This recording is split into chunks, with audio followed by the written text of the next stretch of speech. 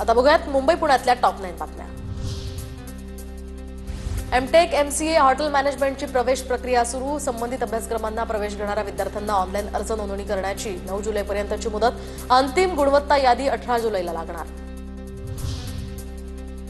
CET परीक्षा दिलेल्या 4,22,000 विद्यार्थ्यांपैकी 3 दिवसात फक्त 22,000 विद्यार्थ्यांनीच अभियांत्रिकीसाठी भरले अर्ज।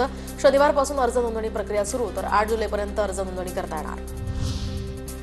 मुंबईतील शिक्षण संस्थांना धमक्यांचे सत्र सुरू, तर मागील 2 महिन्यात 10हून अधिक आंतरराष्ट्रीय शाळा आणि शैक्षणिक संस्थांना धमक्यांचे ईमेलसाठी स्वीडन, ऑस्ट्रेलिया, अमेरिका, नॉर्वेच्या व्हीपीएनचा वापर झाल्याची माहिती।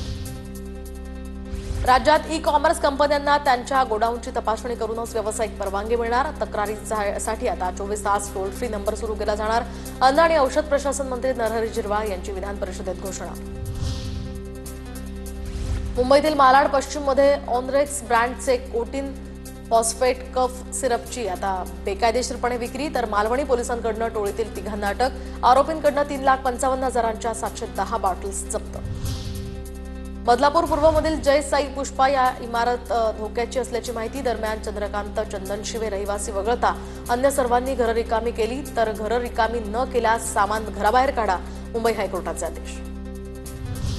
केडीएमसीच्या शाळांमधील शैक्षणिक दर्जा सुधारण्यासाठी पालिका आयुक्तांचा पुढाकार। आयुक्त अभिनव गोयल यांनी हातात खडू घेऊन विद्यार्थ्यांना दिले सराव परीक्षेचे धडे। थोरल्या बाजीराव पेशव्यांच्या अश्वारूढ पुतळ्याचं पुण्यातील एनडीएमध्ये अनावरण होणार। केंद्रीय गृहमंत्री अमित शहांच्या हस्ते शुक्रवारी होणार अनावरण।